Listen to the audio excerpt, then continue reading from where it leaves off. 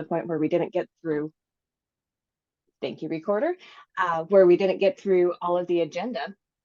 So one thing that I wanted us to pursue today is the recommendations to the Police Commission to take to City Council. After talking with Holly and nailing down the process, and with Chair Boggs, we would make our recommendations to the Police Commission and ask them to vote on whether or not to make the recommendation to City Council themselves, and then we would request time on the City Council agenda. A couple of the things that came out from our conversation last month that we want to put on that list of recommendations is the systematic requirement for mental health treatment after traumatic events, not necessarily just having it offered to them, but possibly attendance, or at least somehow being screened or released back to duty after these traumatic events occur. And the other one is that we wanted to work on suspending the hiring process that excludes external mental health evaluation. And when the chief joins us, he'll be able to share more about the pre-screening process as far as mental health goes. One thing that I actually, and I'll jump ahead in the agenda a bit since we are waiting on the chief. One of the folks that I've actually had the privilege of talking with is the leader of the Law Enforcement Employee Assistance Program for Kern County in California. She's a therapist who actually lives here in part-time here in Eugene, and she has quite a bit of experience dealing with the trauma and the counseling, mental health treatment needs of law enforcement officers, including in her particular area, parole and probation officers, and I believe that corrections officers from within the penal system as well. And so I would love to bring her to one of our meetings so that we can get some perspective from her, and possibly a Q&A session of things that she has learned that works well, or maybe recommendations that she may have from living here in Eugene and seeing some of the dynamics that we have here in this town. So I would like to actually request, I guess we can put it to a vote, but I'd like to request the agreement of the two of you, hopefully the three once Commissioner Lemons is able to join. Are you agreeable to, her name is Pat Bentley, and are you agreeable to having her as a guest at one of our future meetings? Yes, I am agreeable. Thank you, Commissioner Byrne. Dr. Buckley, did you have a comment? No, it's fine. Great. What was the person's name again? Her name is Pat Bentley, Bentley. Thank you. Yes, you're welcome. And so she has actually stood up the program that we were trying to stand up here in Eugene, if we had received that COPS funding grant. She's actually done that in real life for Kern County in California. There was more of the feedback from ride-alongs that I have to share. One of them being kind of the difference between EPD and some of the other agencies. Portland Police Bureau, again, I kind of lean on that one a lot. I take advantage of my cousin's presence there, because they are actually run by the Department of Justice. They're not necessarily entirely independent through the city of Portland, like we are here in Eugene. They actually have quite a bit of more restrictions and regulations.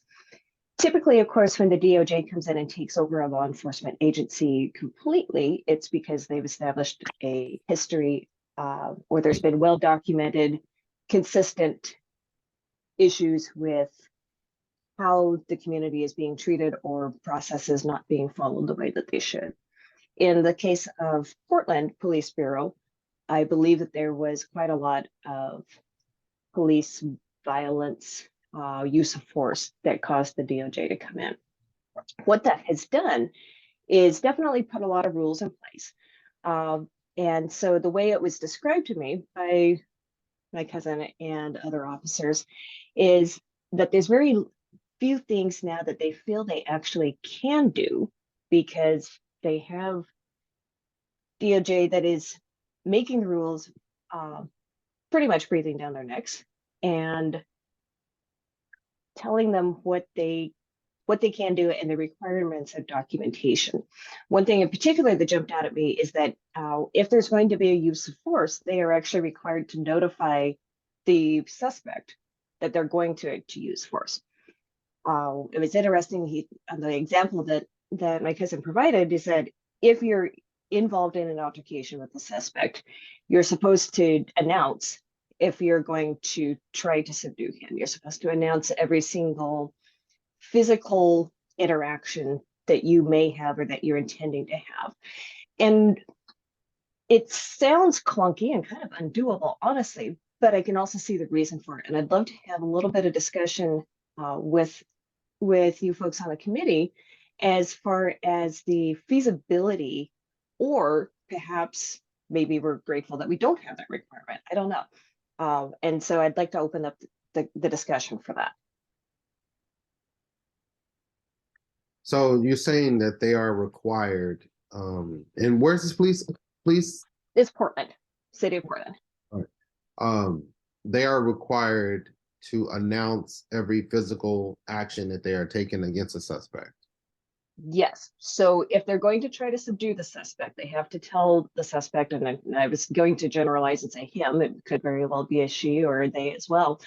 But they are supposed to say, so we're going to subdue you. And then they need to describe, as I understand it, they need to describe the action that they intend to take next. I will strike you with my baton. I am going to place my hands in this area.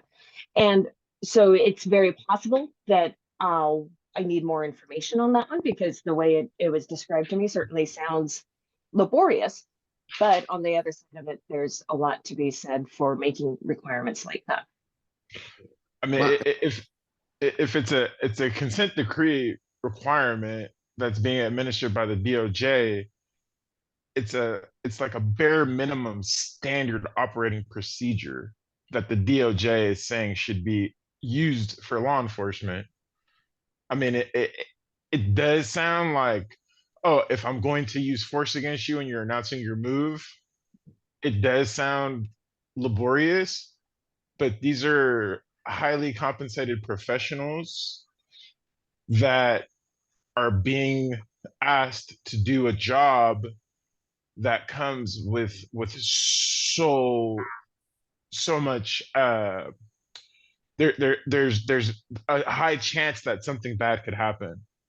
So while it does seem like it makes it harder for them to do their job, it's about informing the public, the citizen. Even if they're a suspect at that time, they're still a citizen and they still deserve to be informed of what is going to be happen, so that they can know the consequences for what they're not complying with at the time.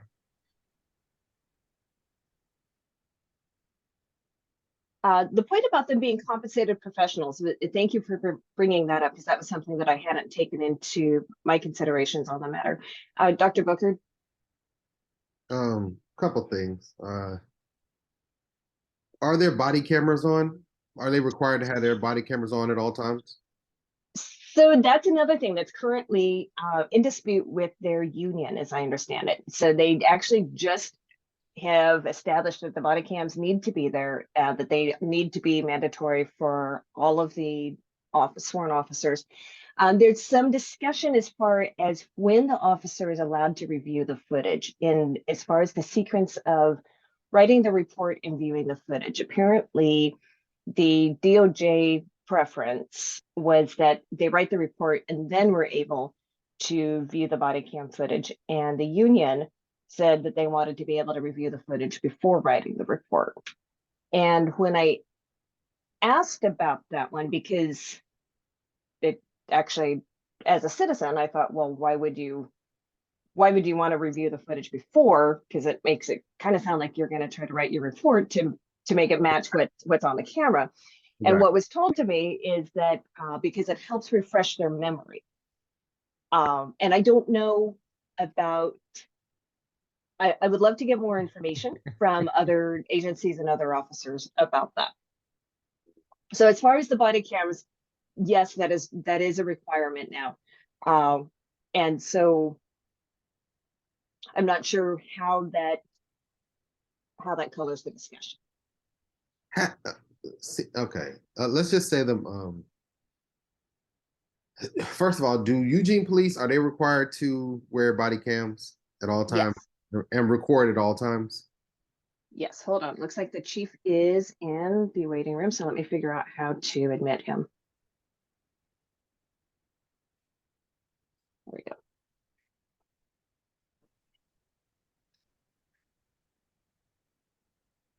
Hey, good morning. Good morning, chief. Thank you for joining us. I don't know why I don't have a video option. Did you admit me as a panelist or did you just unmute me? Let me promote you to panelist. Here, I Let got me you. see. Yep. Okay, there. And now, There you there are. we go. You exist. You're not a Yeah, figment of our I do exist. imaginations. Yeah, I do exist. I think I heard the last question about Eugene, PD, and body cams. So, Commissioner Booker, yeah, yes, we have body cams. We've got one of the longest body cam programs in the state. And they are required to keep them on the majority of the time. There's a couple of instances that we have exempted having body cam on. One of those is where we're potentially talking about sensitive tactical operations that were, or strategies. And then the other one is when a supervisor, when a supervisor is basically admonishing a subordinate or doing corrective counseling for a subordinate, is we don't record that. We see that as a private personnel matter and we don't record that. So those are the two big ones. Other than that, the body cam stays on when dealing with a subject, or if there's discussion between two officers about the case. And so we have had periodically some internal affairs investigations for muting body cam that we've gone down and we've taken corrective action against officers that have done that. We have a recent body cam case, which is interesting, that's going through our system right now.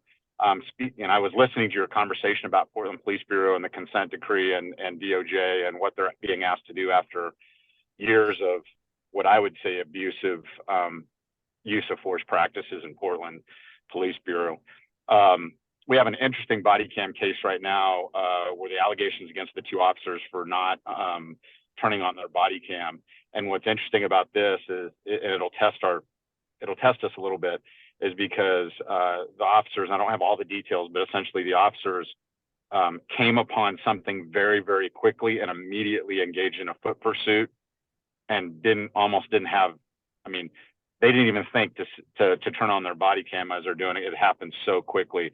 So when you think about kind of reaction or the action and reaction timing of everything, it'll be interesting to see where we fall on something that happens so instantaneously. The officers, and in this case, both officers who were engaged at a moment's notice didn't turn on their body cam. So we'll see how that looks when it goes through the system. Thank you, chief.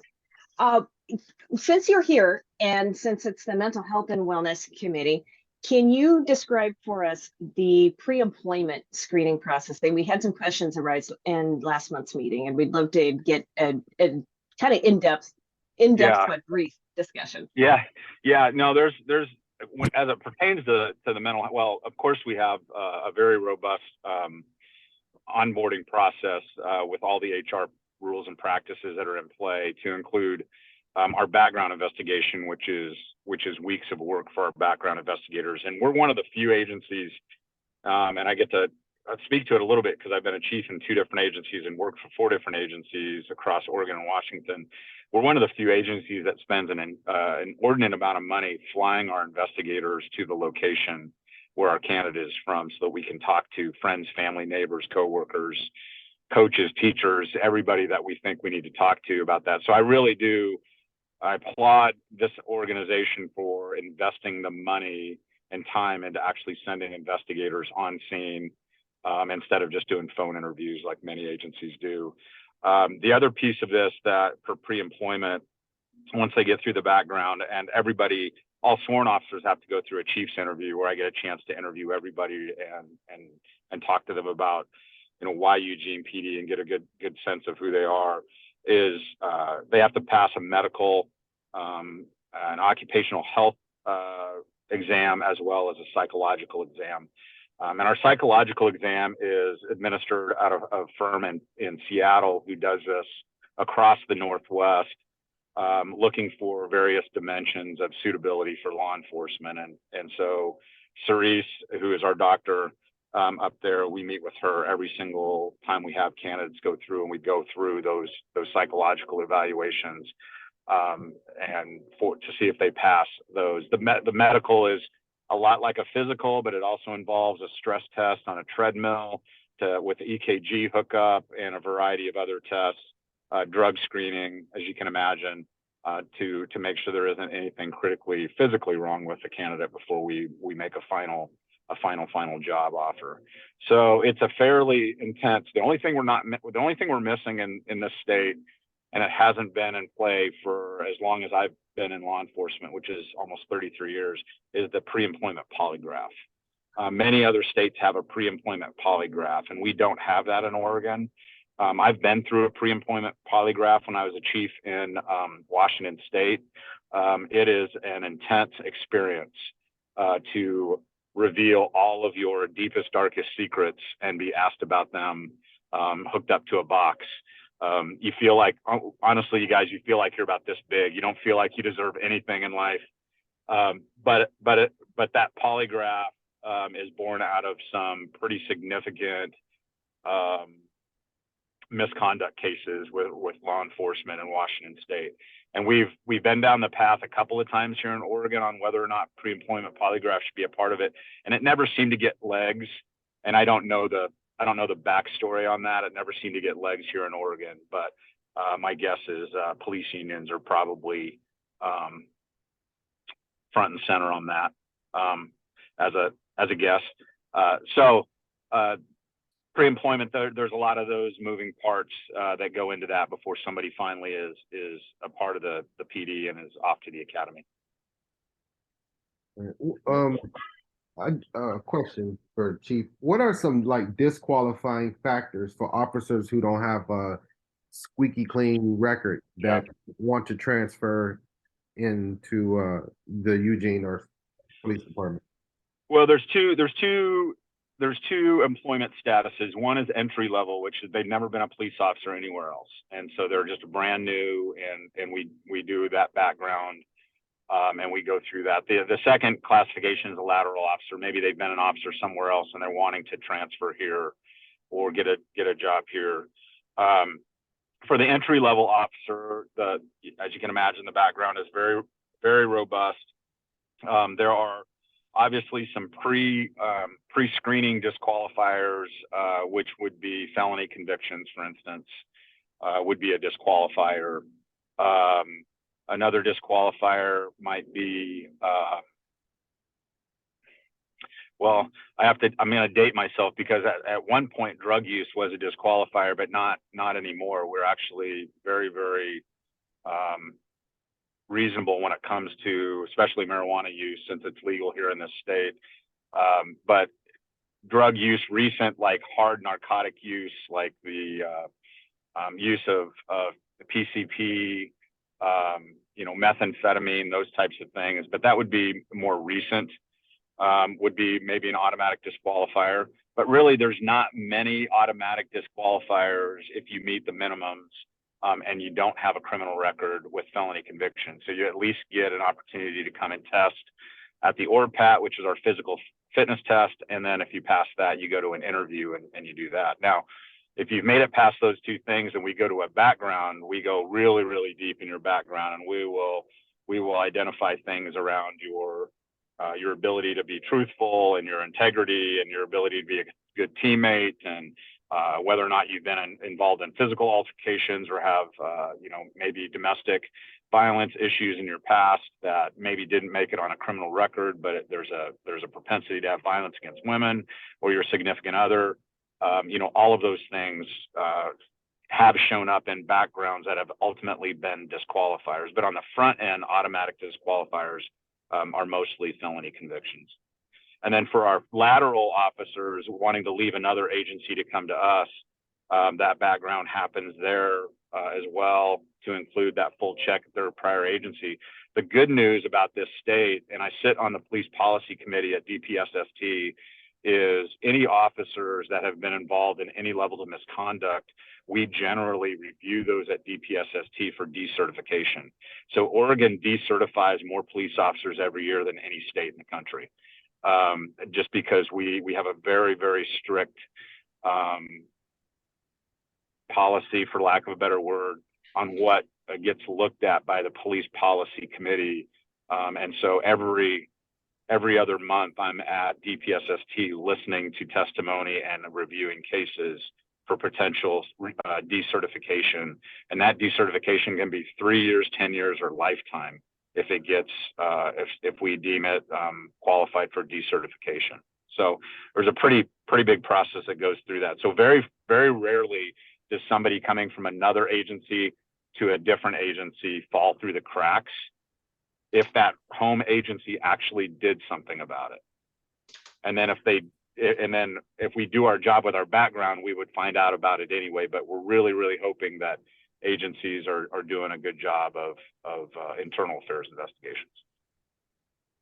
Okay. All right. Thank you. Yeah, you bet.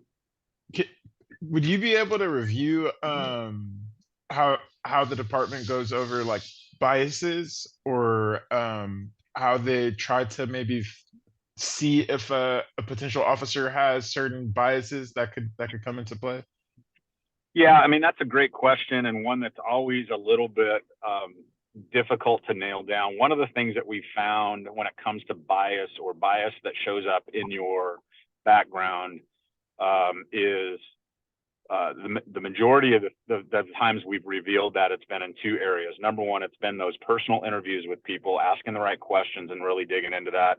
And then maybe even more valuable has been the amount of social media that we'd be able to use when we investigate or do backgrounds on people. Bias has a tendency to show up in social media quite a bit.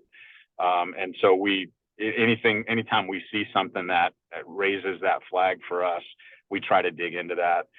Like I said on the front end of this answer, also having those face-to-face conversations with people is really, really helpful, instead of just doing it over the phone, to dig into somebody's whether or not somebody's showing up with some level of bias or not. But admittedly, it's always hard, and I recognize that we potentially could have candidates that are masterful at hiding that. And we hope that we're able to uncover that, but we're not perfect. We don't get it right all the time. Do y'all make public the questions that y'all ask officers in the personal interviews? Or is yeah, I think part of the outcome of that is privileged, but the actual, we have what we call a personal history questionnaire, which is public facing, which is like a laundry list of questions that we asked. And so what happens is we ask in the personal history questionnaire, we ask all of these questions about all sorts of stuff. And we get them to respond to those questions. And then we go back over that and we match what they've told us with what our investigators have revealed. And if those don't match up, then we've got a truthfulness issue. And that usually will be the kiss of death. That'll be an automatic disqualifier. If you're being untruthful in your background, I don't care what it is. And we've lost candidates that didn't need to be untruthful about some things because it's recoverable. I mean, everybody does stupid shit. I mean, we just know that, especially when they're youngsters. But the fact that they wanted to lie about it and their background is what ended up being the disqualifier for them, not what they actually did. So we really try on the front end to tell candidates, just be honest. Just because you're embarrassed and you have to tell us about something you did in college, it may not be a disqualifier, and likely won't be. But what will be is if we find out about it, and we will, and you've chosen to lie about it. And so that personal history questionnaire is public facing, and I don't know if we have it public facing anywhere, but it's a matter of public record. We could show the questions that we're asking. the one-on-one interview that we have with officers, and kind of where the interview kind of takes us down those little trails and the types of, it almost feels maybe like an interrogation to some people probably, but where those questions take us, that ends up being part of the personnel record, and that's not public facing. Chief, I know you have to run to another call. Can you just say briefly what in the mental health exam? So first of all, is that with a psychiatrist or a psychologist? I think she's a psychiatrist, but I don't know, Jensina. I'd have to double check. I know she's a PhD though, so you know, in one of the two disciplines, and her firm specializes in this and does it for law enforcement agencies all over the Northwest. She also offers her services after the fact. Like during the pandemic, she reached out and asked if she could be of any service to come down and just spend some time with officers that might need some time. We also require officers a mental health check-in and evaluation after a critical incident. So if they've been involved in a shooting before they go back on the road, they have to be reacclimated, not only with physical training, but with a mental health check-in to be able to do that. And anybody Tell us about else the mental health check-in. How is that structured? Well, it's between the healthcare provider and the employee, and it's basically a fit for duty evaluation, and we don't get any details because that's protected health information. We get whether it's basically a thumbs up or thumbs down, whether the officer is fit to come back to duty or not emotionally. So I've never been through one. Well, not one like that. I've certainly been through plenty of therapy in my life, but I've not been through something like that, so I can't speak experientially to what that's like. But as an employer, we're just looking for kind of the clean bill of health from the health provider. And is that mandatory? It is mandatory after a shooting, yeah. And what criteria qualifies an officer to require that? What do you consider to be a qualifying event to mandate that? It would be any critical incident, certainly a shooting. Anytime an officer has taken another life, that is, I can't express enough how traumatizing that is for a variety of people in that scenario, not just the officer. But that certainly would be a qualifying one. There's other kind of gray area ones that, if an officer's been involved in a serious physical altercation where the officer was beaten badly, we would likely require a fit for duty evaluation, mental health fit for duty evaluation, to make sure that they're ready to come back so that they're not a danger to themselves or others as they go back on the street. Commissioner Parham?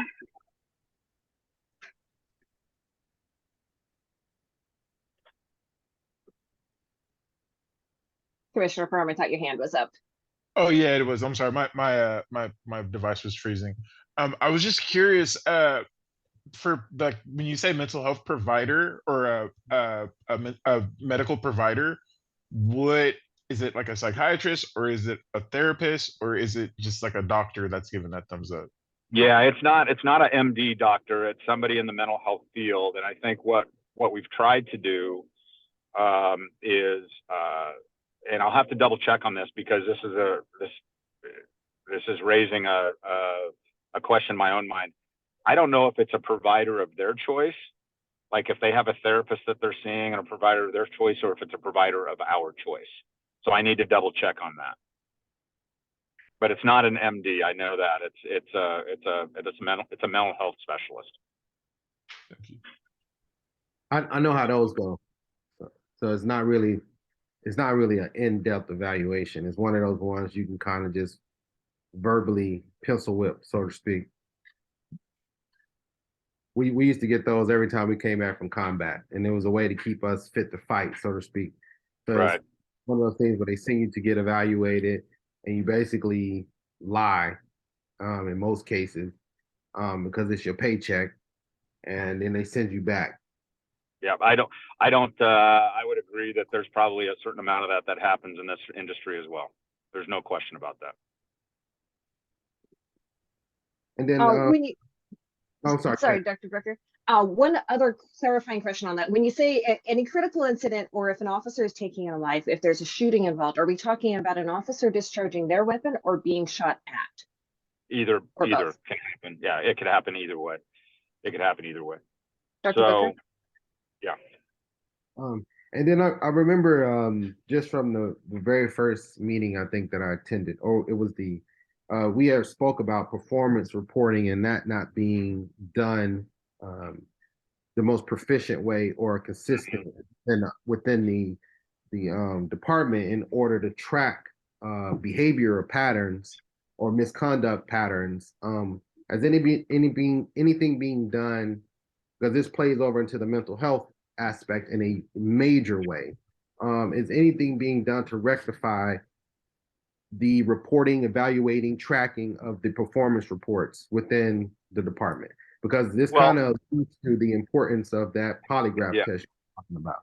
Well, we have two disparate systems. So one thing is performance evaluations, which is completely different than our tracking of behavioral or misconduct types of things. Those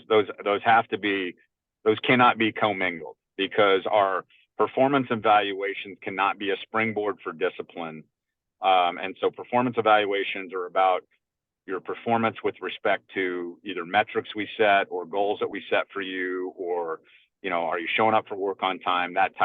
Those types of things. The internal affairs process is tracking all the behavioral things that are happening that we are made aware of, whether it's rudeness or certain levels of misconduct. I mean, all of those types of things. So the piece that I think is really inconsistent is more of the performance evaluation piece, which feels very much like oftentimes in agencies across my experience, it's very much a check the box type of things. It's time for your performance evaluation.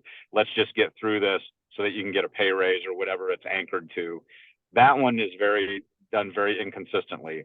The union folks get something different than those of us that are not union.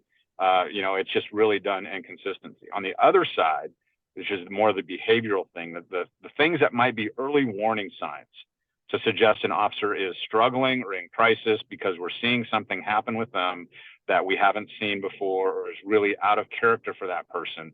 We do have, because we're tracking that so closely, we do have the ability to do the analytics around that. What we don't have in that space is like an automated red flag system that would say, hey,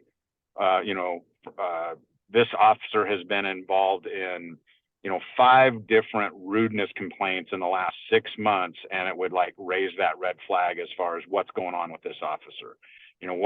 What's happening that has done that. So we have the data, we have the ability to analyze that. What we don't have is we don't have like the system built around that where it just becomes automatic. It's more up to us, because we meet every single week about incidents. It's up to us and we're small enough that when we see a name on the radar screen more than we ever have before, or we see a pattern of behavior, then we start asking that question: what's going on with this officer?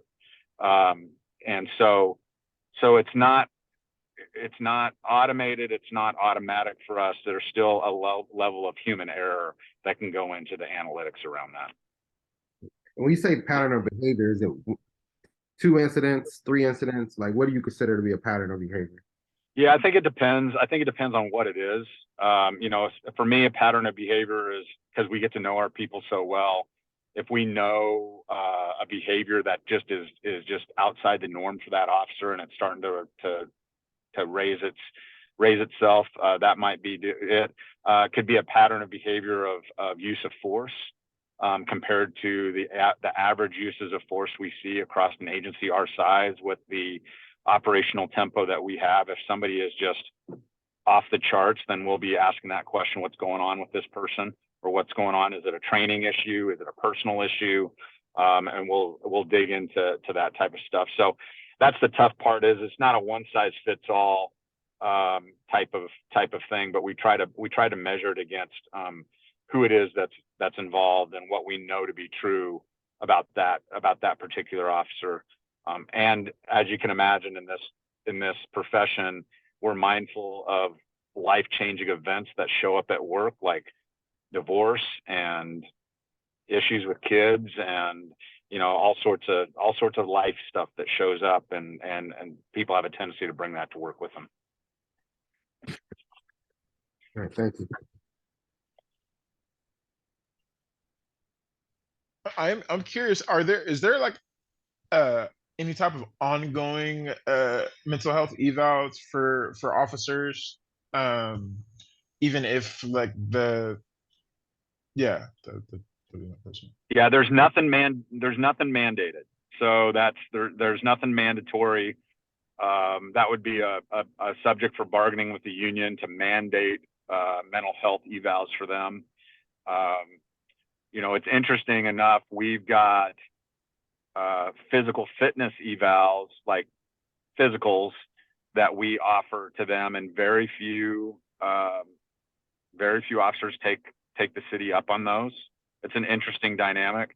One of the things that I'm working really hard to do right now is to spend some wellness money and bring in a group called Sigma Tactical Health to offer biometric screening for officers to find out about how their heart health is, which they do tests that our insurance won't pay for, which are really critical to understanding heart health, like calcification scores on whether or not you have calcium buildup in your arteries already, or certain enzyme tests to suggest whether you have plaque, a propensity for plaque buildup, because about 18 months ago, we had 3 cardiac events by 3 existing officers within weeks of each other. One now successfully is living with 9 stents in his heart, and the other 2 recovered. But Commissioner Booker knows this, just with the stress in the military, is about 76% more likely to have heart disease in a stressful occupation like law enforcement. And so I'm trying to spend some money to bring somebody in that's actually going to give tests that actually make sense for people to take to find out how their heart health is. We'll see if they take me up on it, you guys. It's a tough profession. People, both mentally and physically, don't want to admit that they're struggling and broken. And all we can do is offer opportunities to do that. And sometimes it's hard to get that horse to drink that water once you lead them there. Chief, sorry, Dr. Becker, is my understanding correct that you cannot mandate something like that without the endorsement of the union? Yeah, you're never going to get to a place where you can mandate something like that. You mandate something like that, now you're talking about employment status and employment status being in jeopardy, and that's not where you're going to go down. And this particular one, what I'm trying to do is also orchestrate this where, even though we're going to pay for it as wellness benefit, it's a conversation between the employee and their healthcare provider, that their protected health information doesn't come back to us. I don't want to do anything that's going to de-incentivize somebody to take advantage of this. And anytime you start involving the employer in getting some of this critical information that might jeopardize their livelihood, they're likely going to opt out. And so I'm trying to tread very lightly on how I offer this benefit and get the most people to take advantage of it, just so that they can take care of themselves. Okay, I was thinking maybe a monetary incentive could be a part of that. I know, like a part of us being in the military too, I always refer to it because it was our physical health and staying on top of our mental health. So, like at the end of the year, we had what we call safe zone, where you could report anything, talk about anything, and there was a incentive attached to that for individuals that wanted to partake in that. And it was basically like you go and get evaluated, and nothing that you revealed in that particular program would count against your service or towards duty. Yeah. So, but it was an incentive to go because you got more money if you were completed the program or etc. So I was thinking, those programs exist in a variety of different organizations. We certainly are open to that. One of the challenges, interestingly enough, even with this most recent desire for me to bring in Sigma Tactical Health to do that, is this notion that whatever we do in the police department, we have to do citywide, because it's considered a benefit and everybody should be able to get this benefit. I'll be honest with you, I don't agree with that, because I think what we do and the stresses that we encounter are unique, and I think need to be handled uniquely. But one of the barriers to doing something like an incentive for some of those type wellness checks or those safe zone types of things would be the sense that if we offer that in the police department, we have to offer that citywide, and then it becomes financially challenging. So there's always those barriers that seem to show up.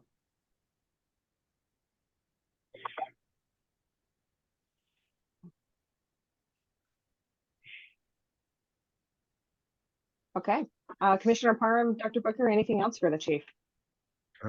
No, I think you're good. Thank you, Chief, for your time and sharing information. I hope you can join us as we progress the board and progress the topics that we're going to be talking about. But thank you.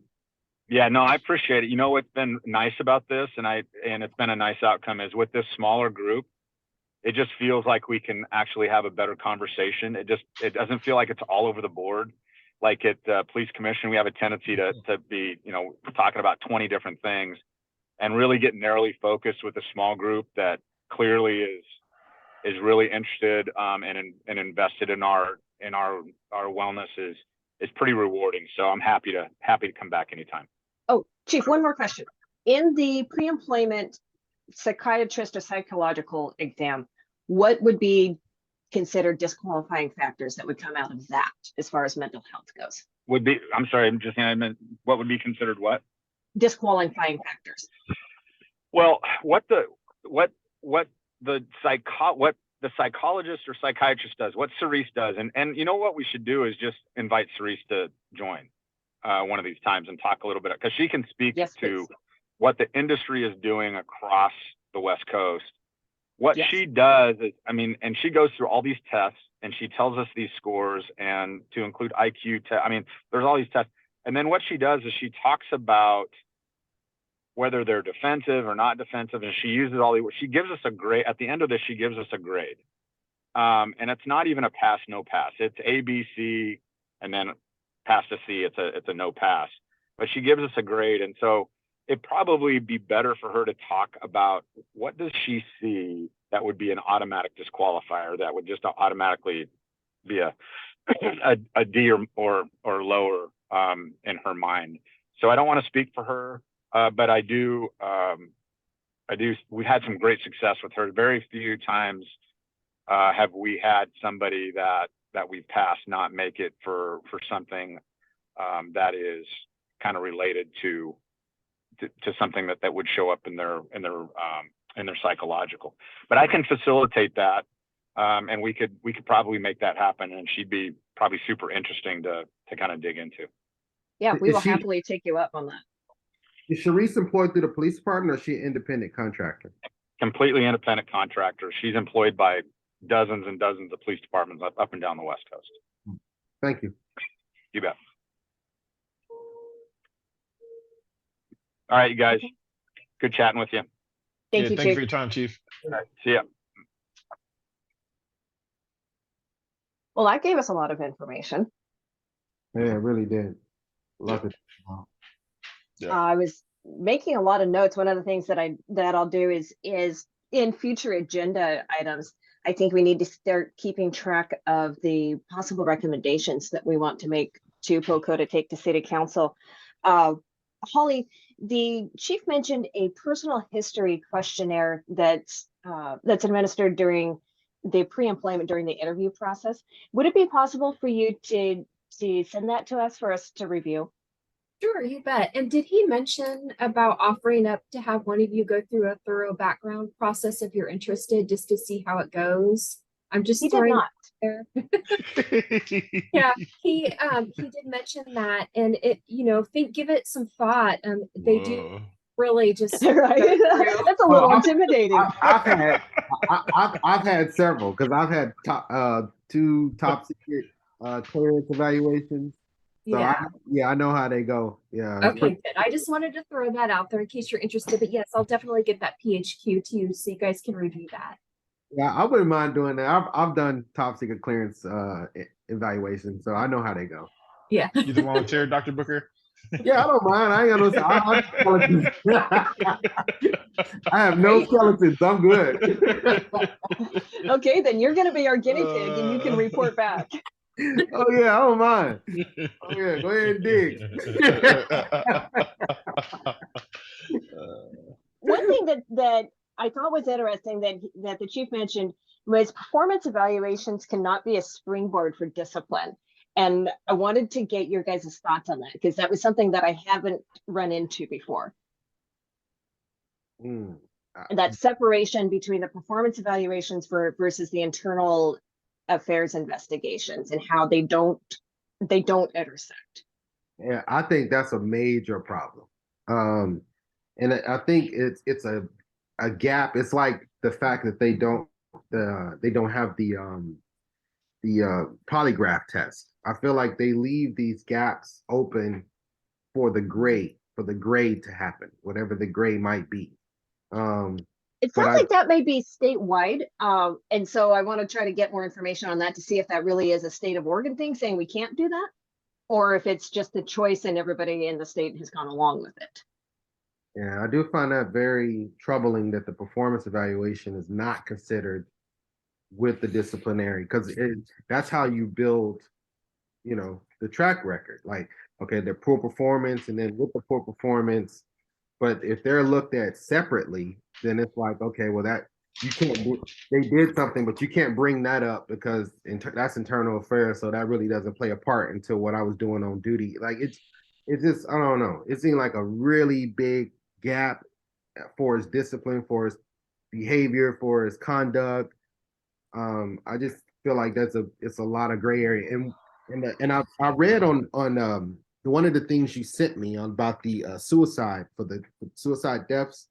One thing that I think that we really have to take consideration with these officers and these departments is you have to understand they've been allowed to have this brotherhood of misconduct for a while.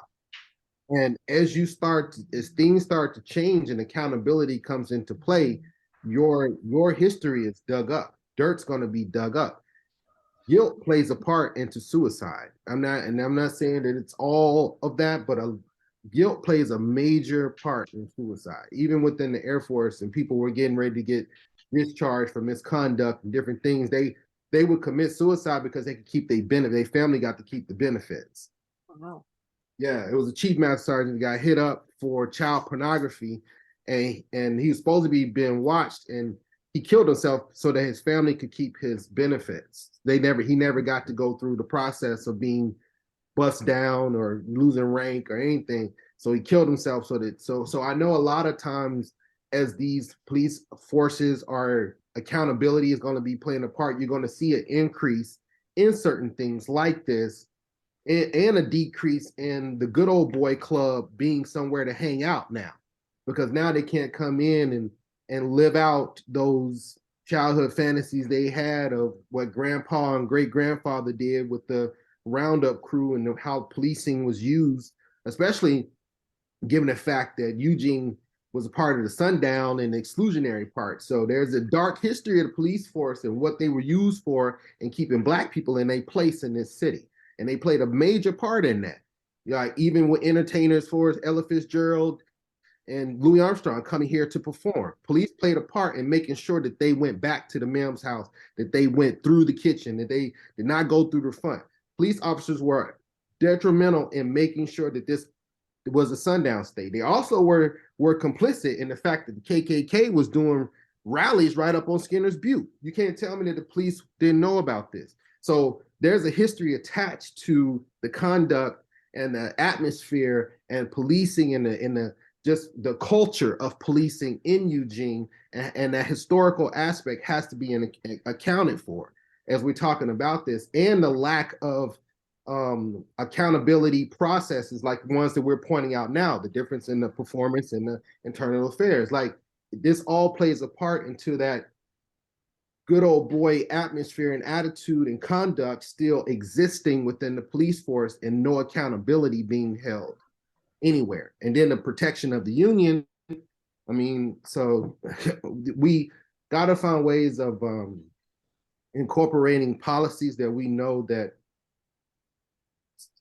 put the fire to the pan type of thing.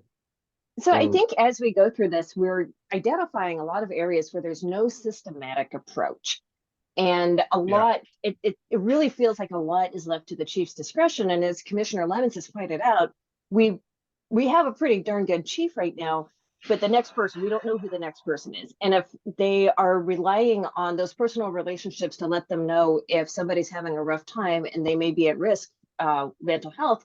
And if we have a brand new chief who doesn't know the staff or the community, I think that there's an area where potentially the city could be liable for an adverse event because there is no systematic reporting. Commissioner Parham, your question about if there's mandatory ongoing mental health evals, I thought that was actually very telling as well, that there's not a check-in or even any sort of recurring, hey, let's just, on a scale of 1 to 10, where are you today?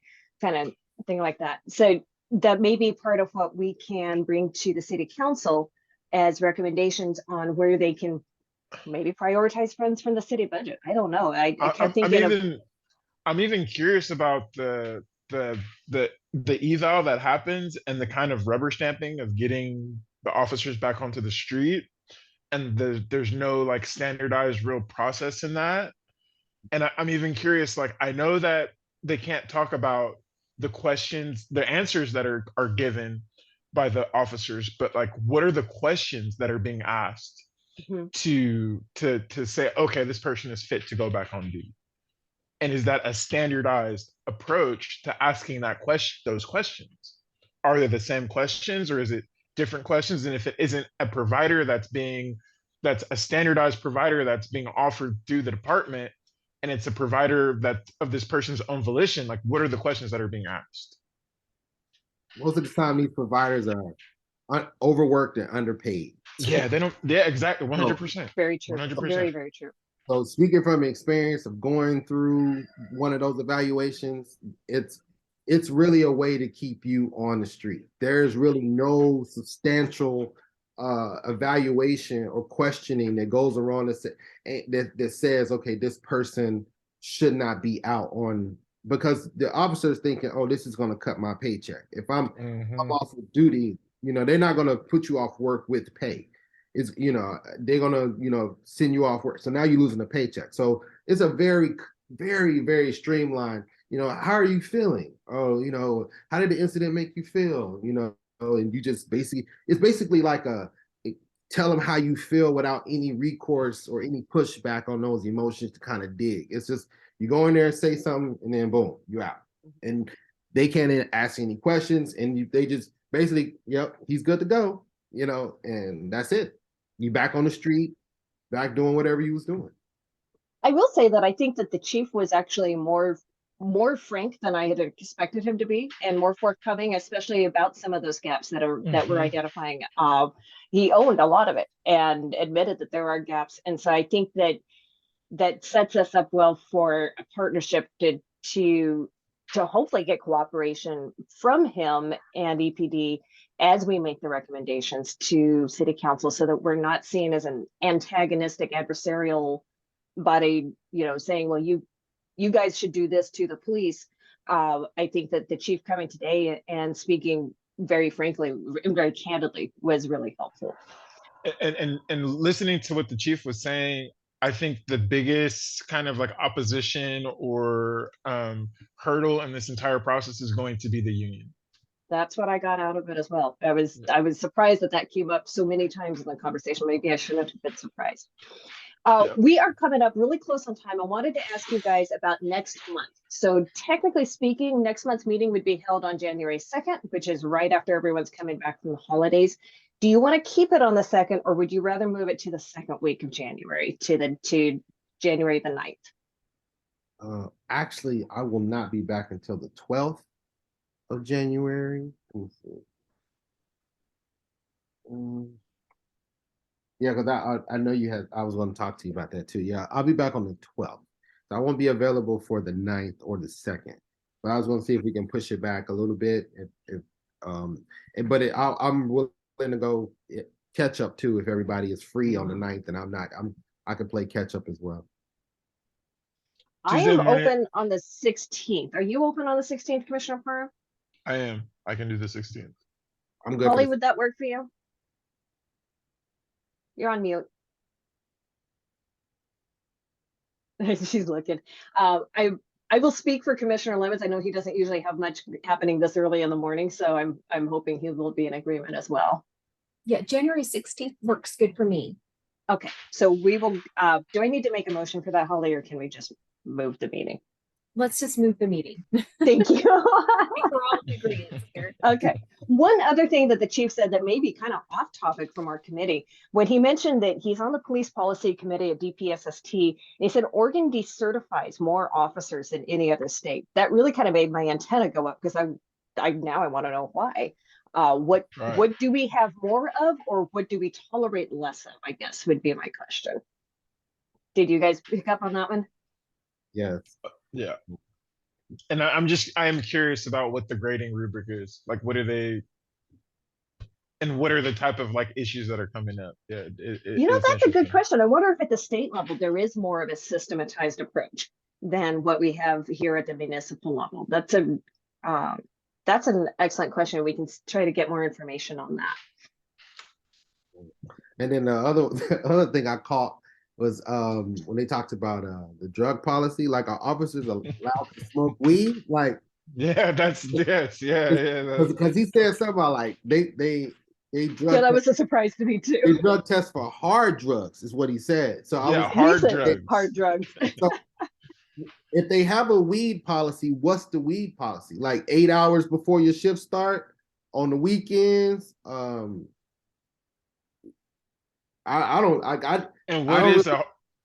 what are they considering a hard drug as well? Like, is it okay to do mushrooms, or you know, that's yeah. And then what would warrant a drug test other than, especially considering that the performance and the internal affairs is different or separated? What would warrant that? And then the other thing, I wanted to jump back to the very, very beginning.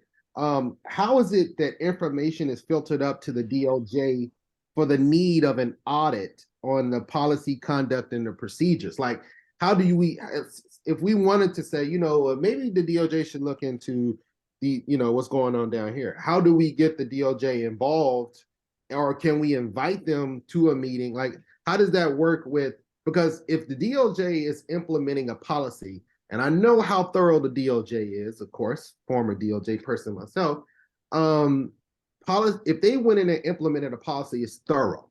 And it's a reason why they implemented that policy that kind of oversteps their union. So that's a powerful play on terms of the DOJ stepping into that particular department. So how is that power play able to be made possible? And what are some ways that if we run into blockages or fight back from a union on things that we know could definitely change the atmosphere of policing in Eugene, how do we circumvent the union as well? So I've got two responses for that. Not necessarily answers, but responses. One of them is that in the case of the Portland Police Bureau, I believe that there was a whole lot of widely publicized events of officer misconduct and use of force. So I don't know if the mayor of Portland invited DOJ, or if there was just so much in the news that, and this happened well before George Floyd too. So it was already systematic there. The other, Commissioner Parham? Oh, no, go ahead. Sorry, go ahead and finish. I'm sorry.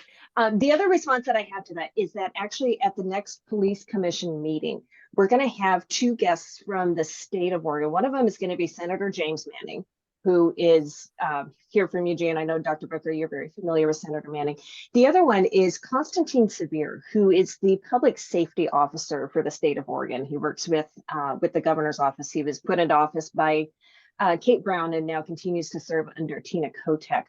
And so they are scheduled to come speak to us at the next police commission meeting from the state perspective, at the state level, as far as initiatives that the state is working on, and hopefully some areas where we can align with the state of Oregon as far as pursuing law enforcement initiatives. So I think, Dr. Booker, that question about what does get the DOJ involved would be a great question for Mr. Severe. Because I'm guessing if anybody knows it inside and out, it's probably him. Oh yeah, definitely. Definitely. And then my biggest question, and you already know me, is what are they gonna do about that bias hate crime report? Like, that's all I care about. Like, that's all I care about. What is your plan? What are they going to do, state level or otherwise, about that bias hate crime report? That's all I want to know. Everything else is BS to me. I think that's also a really great question, and especially for Senator Manning, I think that's a great question to bring to next POCO meeting, actually. Oh yeah. All right, so we are well over time. Again, we have come up with so much to talk about that we're over time. So I will go ahead and adjourn us. Thank you guys so much for showing up and for your questions to the chief. I think we uncovered a ton today. Yeah, Oh, thank yeah. you very much. Appreciate y'all. Thank you so much, Vice Chair, for putting this together and leading this. You're doing a remarkable job. So thank you. Thank you. Thank you. It's a privilege. I definitely enjoy it and I don't take it lightly. All right.